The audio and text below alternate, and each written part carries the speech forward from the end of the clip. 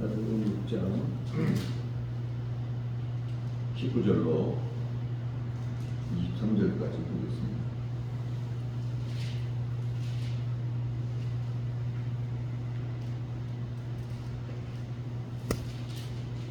마태복음 6장 19에서 23 먼저 제가 읽습니다. 너희를 위하여 보물을 땅에 쌓아두지 말라. 거기는 종과 동록이 해야 하며 도둑이 구멍을 뚫고 도둑질 하느니라. 20절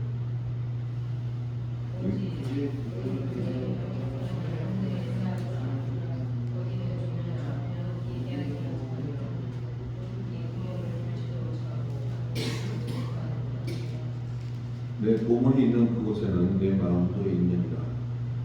눈은 몸에 눈뿌리니 그러므로 내 눈이 상하면 온몸이 저녁을 것이요. 같이요. 눈이 나쁘면 온몸이 어두울 것이니 그러므로 내게 있는 빛이 어두우면 그 어둠이 얼마나 더하겠느냐.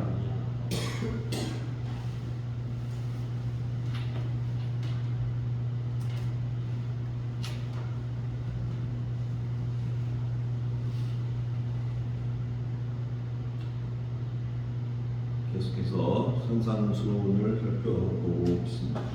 12번째 시간 되겠습니다. 우리가 살고 있는 이곳을 뭐라고 부르죠? 세상이다. 이렇게 말합니다. 세상, 월드, 세상이라고 말합니다. 우리는 육을 입고 있는 동안에는 이 세상이라고 하는 곳에 살게 되어 있죠. 세상을 딛고 우리가 사는 거예요. 그 우리가 딛고 사는 그 세상이 하루하루 낡아가는 현상을 우리는 여기저기서 만족하게 됩니다. 바다가 오염됐네. 방사선이 오염된 물을 바다에 보내서 어쩌네. 또 유해물질이 공기 속에 미세먼지가 어떻고 그런 얘기들을 우리는 늘 요즘은 만나게 되고 접하게 되죠.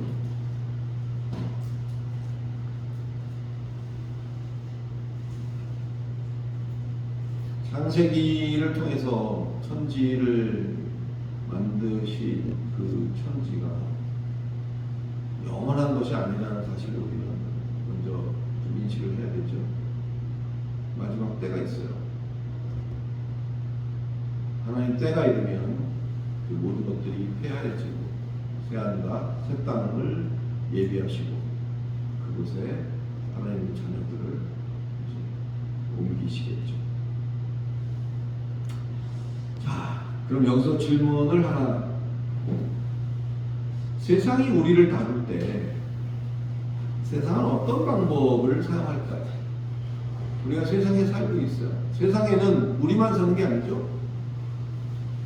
크리스찬도 있고 여러 가지 다양한 나름대로의 어떤 것들을 추구하고 종교적으로도 그렇고 다양한 민족과 인류들이 살고 있죠. 세상이라는 것에 우리가 어차피 적을 두고 살고 있는데 세상이 우리를 다룰 때 세상은 어떤 방법을 사용할까요? 질문이 좀 너무 광범위인데요. 큰 소를 한번 생각해 보십시다. 큰 소, 황소 큰 거는 엄청 커요. 자기보다 몇 배나 크고 힘이 센 황소를 목동이 꼬마가 아이가 쉽게 다루는 거는 왜죠? 약점을 알고 있기 때문이죠.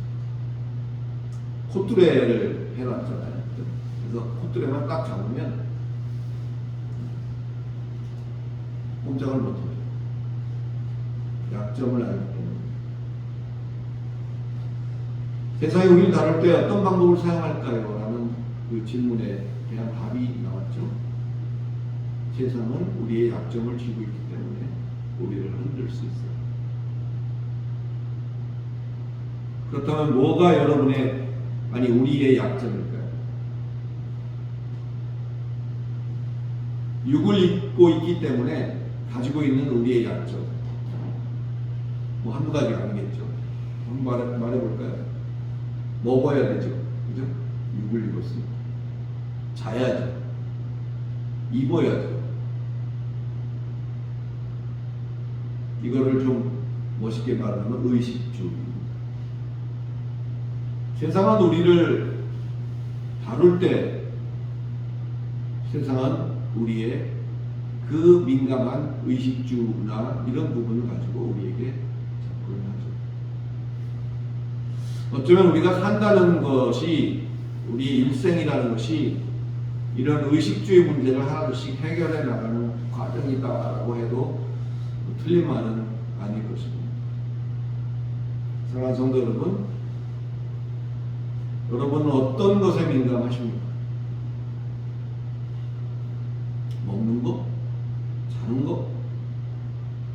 어떤 것에 여러분은 민감하십니까? 이 육이라고 하는 것을 우리는 몸이라고도 부르는데, 그런 몸 같은 것들은 뭐 그렇게 중요하지 않으니까 아무렇게나 해도 된다. 이게 아니죠. 근데 이 역사적으로 보면, 특히 이 기독교 역사 속에서 볼 때 그런 학파들이 있었어요. 육체는 그렇게 중요한 게 아니다. 따라서 그냥 뭐 여러 가지 편향된 시각들을 갖고 있었어요. 그러나 우리의 영을 담는 그릇이, 그 용기가 몸이잖아요. 예, 뭐 어떤 이들은 몸과 영혼을 이렇게 같이 묶어서 두 가지로 나누어서 생각하는 그런 것도 있고요. 또 영과 육과 그다음에 혼, 이걸 따로따로 해서 삼분설이라고 하는데 그 세 가지를 따로따로 의미를 부여하는 그런 부류들이 있습니다. 특별히 뭐 저 같은 견해는 삼분설 쪽을 지향을 합니다. 몸과 영과 육을 우리가 가지고 있다. 몸이 영을 담는 그릇인 것이 분명하다면 우리가 몸을 잘 보살펴야 되는 것도 사실입니다. 근데 그것이 너무 지나쳐서 안 되고, 요즘은 그냥 몸을 어떻게 하고, 어떻게 치장하고, 어떻게 하고, 어떻게 배불리고 뭐 하는 것이 좋을까에 상당히 많은 초점이 맞춰져 있는 게 요즘의 현실인 것 여러분도 잘 아시리라고 했습니다. 지난 시간에 살펴보았던 금식도 이런 연장선 아래서 이해가 되어야 되겠기에 그런 서두로 오늘 그런 얘기들을 좀 꺼내보고 싶습니다. 지난 시간에 관련 성구로 사용했던 것이 이사야서 58장 6절이었어요. 이사야서 58장 6절 한번 보겠습니다. 나온 김에.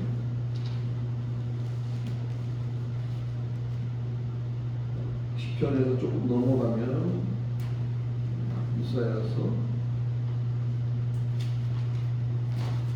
58장 6절입니다.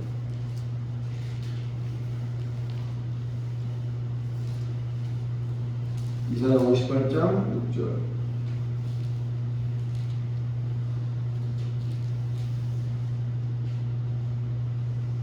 사절부터 잠깐 제가 읽겠습니다. 빨리. 보라, 너희가 금식하면서 논쟁하며 다투며 악한 주먹으로 치는도다. 너희가 오늘 금식하는 것은 너희의 목소리를 상당하게 하려는 것이 아닙니다.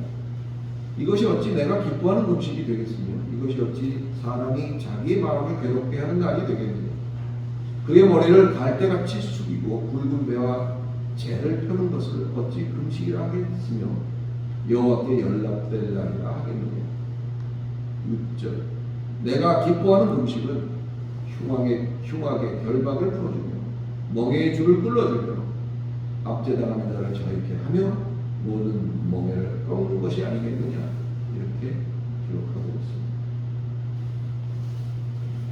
흉악의 결박을 풀어주고 멍에의 줄을 끌어주고 압제당하는 자를 자유케 하는 것, 그리고 멍에를 다 부셔버리는 것. 갖고 있는 공통점이 세상이 우리의 약점을 쥐고 흔드는 그 결박과 그 줄과 그 억압과 이런 것들을 다 풀고 끌어주고 자유케 하는 것. 왜 하나님이 기뻐하시는 것들이 이런 것들이 되는지 아울러 이해가 되었기를 바랍니다.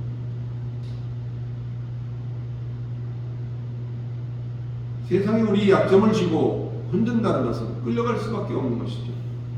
근데 우리가 금식을 한다는 것은 그것에 의해서 끌려가서 그것이 봉쇄당해서 우리가 겪는 어려움이 있을지라도 나는 하나님 앞에 그 우선권을 놓겠습니다 하는 고백이기 때문에 하나님이 기뻐하시는 거죠. 안 먹으면 어떻게 되죠? 요즘 친구들은 안 먹으면 살 빠져요 라고 한다고 합니다. 사실은 안 먹으면 죽죠? 안 먹으면 죽어요. 그럼에도 불구하고 우리가 조용히 겸허히 하나님 앞에 금식으로 나아가서 우리에게 그토록 중요한 것들, 중요하면 할수록 그것은 약점이 되는 것이죠. 그것을 내려놓는 행위는 그 약점을 거머쥔 놈보다 보이지는 않지만 하나님을 더 전적으로 신뢰한다는 행동이기 때문에 하나님이 기뻐하시는 것이죠. 잘 이해가 되셨을지 모르겠습니다. 오늘 다룰 것은, 오늘 읽은 본문을 통해서 우리가 다룰 것은 우리의 2차적인 약점이라고 할 수 있는 것들, 보물에 대해서입니다. 오늘 본문을 읽을 때 사실은 두 가지 반응이 나타납니다. 첫 번째는, 오늘 본문이 뭔지 기억을 하시죠? 너희 보물을 땅에 쌓지 말고 하늘에 쌓아두라. 이 본문을 읽으면서 첫 번째 반응은 마음이 편한 사람이 있습니다. 이걸 딱 읽어도 마음이 편해요. 그러면서 속으로 뭐라면, 나는 걱정 없어. 난 특별히 뭐 쌓아둘 것도 없고, 또 그러니까 마음이 편해요. 왜? 쌓아둘 게 없으니까. 두 번째 반응은 그 반대의 반응인데, 이걸 읽을 때마다 거북해요, 마음이. 뭔가 가진 게 있다는 소리죠. 그걸 자꾸 땅에다 쌓지 말고 하늘에다 쌓아다니 스트레스를 받게 됩니다. 심지어는 이거 안 좋은 쪽으로 결정을 내리고 나서시는 분도 계시죠. 여러분은 어느 쪽인지 묻지는 않겠습니다. 그동안 교회가 줄곧 성도들에게 이 본문을 근거로 세상의 재물을 아껴두지 말고 하늘에다가 쌓아서 지혜롭게 장래를 예비해라 라고 요구해왔던 사례가 있어왔고, 정말 안타까운 일이 아닐 수 없죠. 그 안에 담겨있는 진리는 외면하고 그 문구만 활용을 해서 뭔가 목적을 달성하려는 어떤 그런, 과연 오늘 읽은 여러분이 우리 함께 읽은 그 본문이 사실 과연 그런 의미를 가지고 있을까요? 우선 보물이 뭔지부터 짚고 넘어가야 될 것 같아요. 데사우로스라고 하는데 보물이 뭐죠? 뭐 이건 조그만 아이들도 알아요. 보물이 뭔지. 매우 드물고 귀한 것을 우리는 보물이다 이렇게 흔히 합니다. 한자도 그렇게 쓰죠. 보배로울 보에 물건, 보물. 매우 드물고 귀한 것, 그것이 보물이에요. 근데 이걸 무조건 이 보물을 재물하고 직결시키는 것은 마땅치 않다. 그 부분부터 우리가 좀 지적을 해야 됩니다. 보물은 무조건 재물과 관련되어진 것은 아니에요. 보물은 재물이요. 그 재물을 하늘에 쌓아놔야 나중에 우리가 하늘나라 갔을 때 하나 될 것이다. 이런 논리죠. 그런 논리의 고리부터 우리가 끊어야 되는 거죠. 어떤 사람에게는 보물이 있는데 또 다른 사람에게는 그것이 아무것도 아닐 수 있다는 사실을 우리가 기억을 해야 됩니다. 어려서 유아기 때 보면 그 거의 다 아마 누구 좀 모양과 형상은 달라도 유아기를 지나는 데 있어서 애착 물건이라는 게 있습니다. 그거 없으면 잠을 못 자요. 그거 없으면 불안해 아이가. 그것이 곰돌이 인형일 수도 있고요. 또는 무슨 다른 장난감일 수도 있고요. 심지어는 베개 같은 것일 수도 있고. 그 베개가 아니면 잠을 못 자요. 그 이불이 아니면 잠을 못 자요. 그 아이에게는 그 물건이 얼마나 귀중한지 몰라요. 그러다 보니까 그 물건은 바뀌질 않아요. 태어나서부터 어느 수준이, 어느 만큼 성장할 때까지 계속 그 물건은 함께 있는 거죠. 그러니 어떻겠어요? 낡고 막 이렇게 해지고 그래서 막 깊고 꼬매고 그런 물건이지만 그렇게 귀하게 그가 그 귀한 가치가 없다고 여길 때까지는 그에게는 그것은 보물이에요. 그게 없으면 한순간 아무것도 못하는 거죠. 왜 내가 이 예를 들었는지 여러분은 이해를 하실 겁니다. 보물이라는 것은 꼭 무슨 어떤 재물 뭐 이런 것과 연결시키는 습관을 우리가 버려야 됩니다. 보물은 누구에게나 귀하고 값진 것으로 남아있는 그것이 보물입니다. 자, 오늘 본문을 또 제대로 이해하는 또 한 가지 중요한 요소는 이 본문의 원어상의 의미입니다. 오늘 조금 좀 어려운 얘기를 하더라도 좀 이해를 해 주십시오. 근거를 가지고 얘기를 하고 또 그 근거가 그런 쪽에 있기 때문에 어쩔 수 없는 선택이었습니다. 결론부터 말하자면 오늘 본문이 말하고 있는 것이 그 보물을 쌓는 장소가 땅 위냐 하늘 위냐 이런 문제가 아니라는 것을 먼저 우리가 인식을 해야 됩니다. 어디가 더 안전하냐? 땅에는 좀도 쓸고 뭐 어쩌고 얘기 나오죠? 도둑도 들어서 훔쳐갈 수도 있고. 그러니까 그런 거 없는 하늘에다 그것을 쌓아두는 게 좋겠다. 어디가 더 안전하냐, 어디가 더 유용하냐의 문제가 아니다.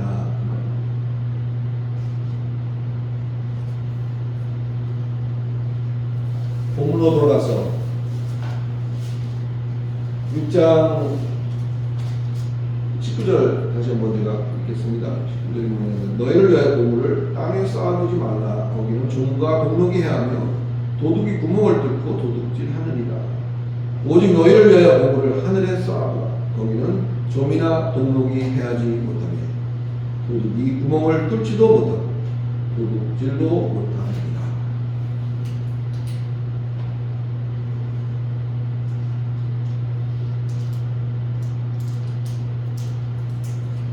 너희를 위하여 보물을 땅에 쌓아두지 말라. 이렇게 말하는 것입니다. 땅에 속한 보물을 쌓지 말라는 것이죠. 여기에 보면 그 원어상에 보면 그 데사우루스가 보물이라는 의미로 데사우루스 에피테스게스라는 말을 했어요. 에피란 말은 영어로 말하면 온입니다. 온.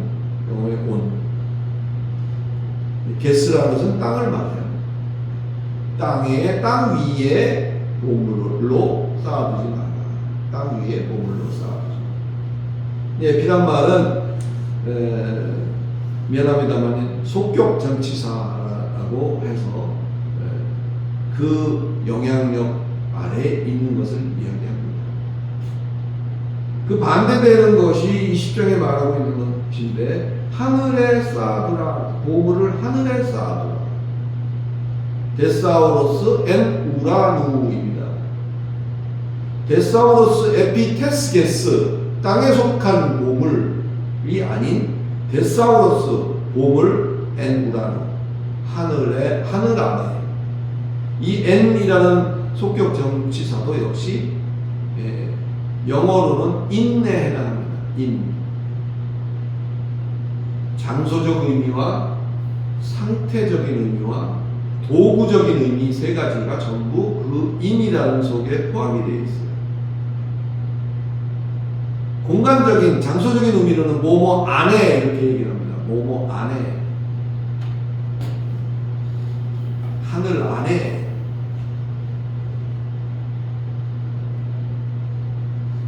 뭐 여러 가지 표현들이 있겠습니다만, 하늘 가운데, 하늘과 함께, 하늘로 인한, 하늘 때문에, 이런 것들이 전부 인이라는 의미 속에 포함되어 있어요.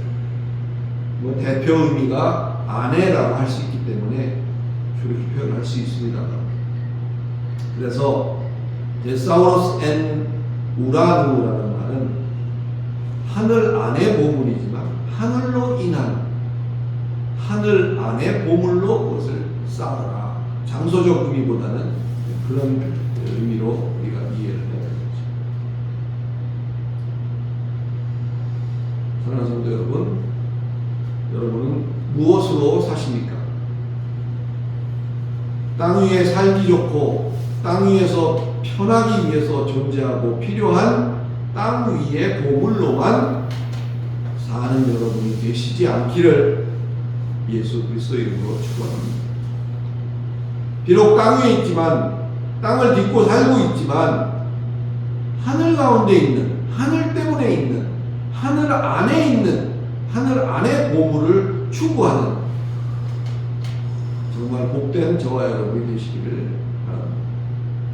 그래야 좀도, 동록도, 도적도 그 외에 그 누구라도 넘볼 수 없는 귀하고 값진 보물, 믿음이 되어지는 것입니다.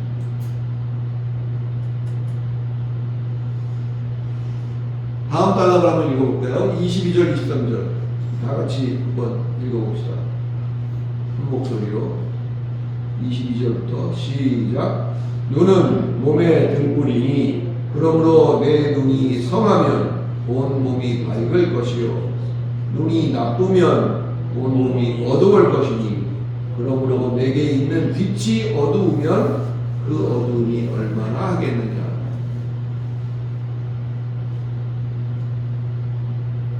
일단 이 구절대로 한다면 정 목사님하고 저하고는 해당이 잘 안 됩니다.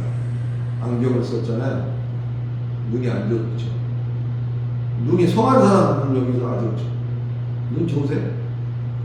시력이 좋은 사람만. 이게 여기서 눈이 성하다 나쁘다 이게 시력을 말하는 걸까요? 이게 왜 눈 타령이냐 싶겠지만 이것 역시 실제적인 성도, 온전한 성도의 신앙생활이라는 관점에서 이것이 이해되어져야 됩니다. 첫째로 우리가 봐야 될 것은 이 본문에서는 눈을 뭐라고 정의했느냐 하는 것을 우리가 좀 봐야 돼요. 거기 성경 속에서 답을 찾아보세요. 눈을 뭐라 그랬죠?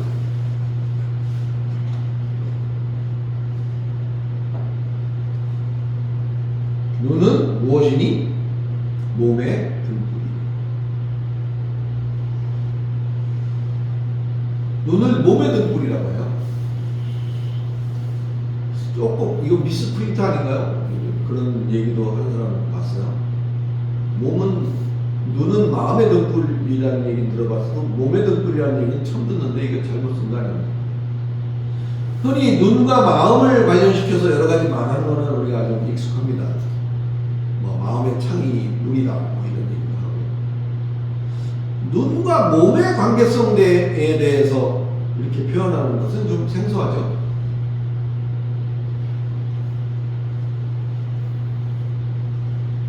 놀랍게도 성경은 눈을 몸을 비추는 램프, 등불이다라고 성경이 말하고 있다는 사실이에요. 눈은 마음을 비추는 등불이다. 다시 말하면 밖을 비추는 용도가 아니라 내부를 비치는 것이라는 사실을 우리가 간과해 생각합니다. 두 번째 이 본문을 잘 이해하는 키는 그 상태가 어떠냐에 있습니다. 눈이 성하면 이렇고 저렇고 저렇고, 눈이 나쁘면 이렇고 저렇고 저렇다. 안경을 쓴 사람들은 상당히 불리한 성경 구절이겠죠. 이게 시력을 말하는 게 아니죠. 성하다는 말은 원어적으로 접근해 보면요, 이게 온장이죠. 이걸 이렇게 하면 우리가 뭐라고 말해요? 접었다, 이렇게 말하는. 접었다. 그러니까 눈이 성하다는 말은 그냥 이 상태로 있다는 걸 말하는 거예요. 접지 않았다는 거죠. 성하다는 말의 의미는 접지 않았다. 접으면 이쪽을 보면 이 뒷면이 안 보이죠? 이 안에 뭐가, 이쪽에 뭐가 있는지 모르죠. 그러나 펼쳐놓으면 이 두 내용을, 이 한 면에 있는 두 내용이 한꺼번에 보이죠. 이걸 접으면 접은 만큼은 안 보입니다. 접지 않았다는 것은 싱글이라는 거예요. 싱글. 그냥 하나다. 단심이다. 이렇게 한문으로는 단심이라고 표현을 해요. 우리 일편단심이라는 얘기를 아시죠? 마음이 하나라는 거예요. 한 조각이요, 일편. 한 조각이요, 하나라는 거죠. 딱 그 표현이 이 성하다는 말에 합당한 표현이에요. 일편단심. 마음이 그냥 하나예요. 그리고 접은 게 없어요. 접은 게 없다는 말은 조금 더 이해하기 좋게 말하면 꼼수가 없어요. 꿍꿍이 속이 없다는 거예요. 그리고 두 개가 아니라는 거예요. 두 마음이 아니라는 거예요. 이렇게 저렇게 한번 머릿속에 연상을 해보시기 바랍니다. 순전하다는 말이에요. 온전할 전자를 씁니다. 거기에 순전이라는 말이에요. 숨김이 없느냐, 접어놓은 게 있느냐, 한 마음이냐, 두 마음이냐, 순수하냐, 이것을 가리키는 것이 성하다는 의미예요. 눈이 성하면 이라는 말의 뜻이 바로 거기에 있다는 거죠. 재밌는 것은 그 반대로 나쁘다라는 것은 결국은 그렇지 않은 성하다는 것에 모조리 반대적인 것만 말할 것 같죠. 숨겨놓은 게 있고, 접어놓은 게 있고, 꿍꿍이가 있고, 순수하지 않은 것, 그것이 나쁘다라고 정의해야 맞을 것 같지만 그렇지 않더라고요. 전들 이걸 다 알겠어요? 공부했죠. 찾아보니까 그렇지 않아요.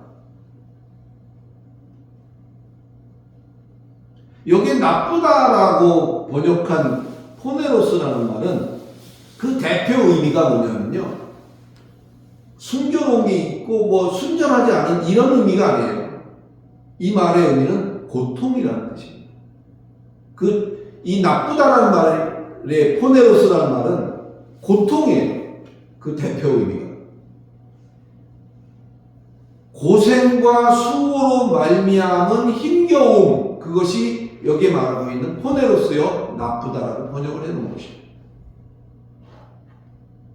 그리고 그 옆에 부가적으로 뭐라고 써있냐면요, 이거를 용서하세요. 왜냐하면 이거 출처가 영어 주석에 있기 때문에 인용을 하겠습니다. Inevitable agnoids that always go with evil. 이렇게 표현을 하고 있어요. inevitable이라는 것은 피치 못한다는 뜻이에요. 불가피하다는 의미예요. 불가피한 고난을 말하고 있어요. 어떤 고난이냐? 언제나 이불이라는 것은 악이죠. 악을 이불이라고 해요. 영어로. 그 악과 동행해서 악이 수반해서 우리에게 가져다 주는 결과물이 뭐냐면 고통이에요. 무슨 도깨비같이 생기고 괴물처럼 아주 그렇게 생긴 게 악이 아니에요. 악이라고 하는 것은 항상 이 악과 동행 함께 수반되어져서 악과 함께 할 때는 우리는 항상 뭘 각오해야 되냐면 고통을 각오해야 돼요. 쉽게 얘기하면 악한 것을 따름에서 유발되거나 악한 것을 따름으로 말미암아 수반되는 힘겨움, 그것이 나쁘다라고 말하고 있는 포네로스요. 지금 여기 눈이 나쁘면이라고 말하고 있는 그 단어인 것입니다. 좀 감이 오시기를 바랍니다. 우리가 추구하는 그것이 순수하다면 그에 따른 행동 역시도 밝은 것이요. 추구하는 것이 순전하지 못하다면 그 결과도 그렇다라는 말이 되는 것이죠. 말로는 예수 믿네, 예수가 나의 힘이요, 예수가 나의 방패요, 이렇게 말을 하면서 사실은 자기가 가진 수고를 다해서 스스로 욕심껏 결과를 얻고 싶은 것은 어디에 속한 것이라고 할 수 있는지 우리가 잘 생각을 해봐야 할 것입니다. 왜 그토록 고통스러울 만큼 수고하는 거죠? 결국은 하나님이 알아서 하신다는 것이 믿었지 못하기 때문입니다. 못 믿어. 알아서 할 수 있으신다긴 하는데 갸우뚱. 못 믿어오니까 자기가 거기다가 보태는 거죠. 내 수고를 보태요. 내 계획을 보태요. 나의 열정을 거기에 보태요. 계획을 보태고 수고를 보태고 열정을 보태다 보니까 힘들어요, 안 힘들어요? 힘들 수밖에 없는 거 아닙니까? 깨달아지시길 바랍니다. 예수로 눈을 삼고 그 인도함을 따르는 것이 곧바로 우리에게 형통을 의미하지는 않습니다. 그럼에도 불구하고 우리는 그로 인한 불이익과 그로 인해 겪는 어려움을 우리는 두려워하지 말아야 할 것입니다. 눈이 수고스러우니까 마음이 어두운 것이고 마음이 불편한 것이고 마음이 짓눌려서 당장의 눈앞의 것만 보게 되는 거죠. 이 어둠이라는 단어도 되게 재밌어요. 한번 드러나 보시겠어요? 이 스코토스라고 말하는 이 어둠이라는 것은 되게 어려운 개념이에요. 근데 한 번은 설명을 해봐야 될 것 같아서. 특정한 그러나 일정한 결과를 가져다 주는 죄의 원리, 그것이 어둠이라고 말을 하고 있어요. 어렵죠. 그 죄라는 것은 뭐냐면 악과 짝하는, 이불이라고 했던 그 악과 동조하는, 그 악의 죄안에 솔깃해서 같이 나도 모르게 짝짝꿍하고 있는 그것을 여기서는 sin, 죄라고 말하고 있는 거예요. 여러분, 죄가 별게 아닙니다. 하나님을 벗어난 것, 하나님이 아닌 것, 하나님이 아닌 것을 성경은 죄라고 규정하고 있어요. 하말티아. 화를 쐈는데 정곡을 가서 맞추지 못하고 빗맞은 거기서 벗어난 그것이 죄라고 정의하고 있는 것과 일맥상통하죠. 하나님이 관역인데 그 하나님이 아닌 주변적인 것에 가서 맞으면 그것을 성경은 하말티아 죄라는 표현을 하는 거죠. 악과 짝하는 것, 악은 우리에게 굉장히 친밀합니다. 굉장히 달콤합니다. 굉장한 매력을 가지고 있어요. 늘 우리에게 제안을 하죠. 프로포즈를 합니다. 야, 이렇게 하는 길이 있는데 이렇게 해보면 괜찮은데 한번 해보겠니? 뭐 이런 거죠. 일종의 유혹이죠. 창세기에 인류를 멸망이라는 표현보다는 인류를 향해서 했던 최초의 그 유혹이 있었죠. 괜찮아. 먹어도 돼. 기억하실 겁니다. 이 이블이라는 그것과 짝하고 그것의 말에 솔깃해서 그것과 동조하고 함께 보조를 맞춰 나가고 있다면 그것이 뭐라? 어둠이다. 그 영향권 아래에 있는 것을 스코토스, 어둠이라는 표현을 한다. 한 번쯤은 들어두시고 언젠가는 여러분의 마음속에서 기억이 떠오르시기를 바랍니다. 눈이 성한 자로 빛 가운데서 늘 깨달으면서 내 안이 밝아져요. 그걸로 비치니까 안이 밝아지겠죠. 그러면 앞으로 지금은 요 모양 요 꼴일지라도 앞으로 내게 입히실 영광이 보이게 되는 거죠.